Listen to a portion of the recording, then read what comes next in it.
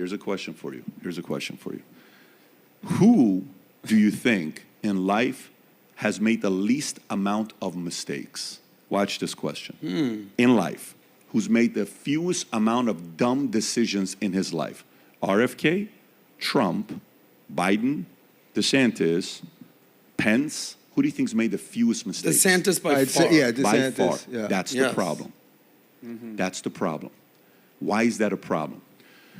What an interesting point. You ever met Other than he's people- much younger. but Dude, he's let me played it tell you, safe. no, that's not it. That's got nothing to do with it. RFK, Vivek is super young. It's got nothing to do with age. This has got to do with who's made the fewest mistakes is DeSantis.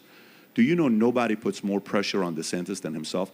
When I watch DeSantis, I almost feel like his entire life he's been, nope, I can't kiss that girl because people are going to say this. Nope, I can't punch that guy in the face because they're going to say this. Nope, I can't do this because this. Nope, I can't say that because of, nope, I can't read this because one day if I ever run and they find out I wrote this paper in my graduate, they're going to say this. I think he's that guy.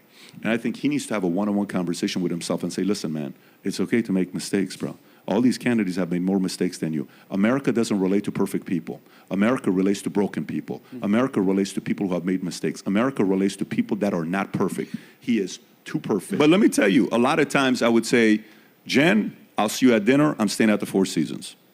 I got to go think. I'm just thinking, what do you want to do next? What are you doing this for? Why do you need to make the next move? Why do we need to go to the next level? You versus you, PBD. Nobody exists. This has to matter to you. Why? Every time, if I got to the moment where I'm breaking down by myself, I always came out with better moves. This guy needs to take a break from everybody. And you need to have a conversation with you. One time on a flight back from Chicago, I took a notepad and I wrote down why I'm afraid of getting married and why I don't want to get married. I have that paper till today.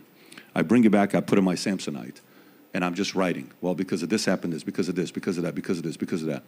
Finally, I'm like, you know what? I'm good. Let's roll. Now, you ain't going to get perfect, but let's roll. See what happens with it, okay? I had to go through that moment in a plane. I'm like sitting like this because I don't want anybody to see me. I don't think this is a, let's try to change Ron. I don't think this is a, hey, Ron, you better say these 17 phrases. I don't think this is, go give these 19 phrases. Okay, all that stuff is the how-to. I think the why-to is, why do you give a shit so much?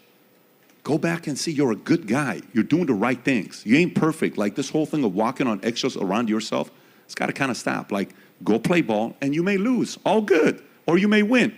All good. But the way you're going right now, of what you're doing, I think you're going back to being so afraid of what are people going to say if I say this or write this or do that, and it's holding you back.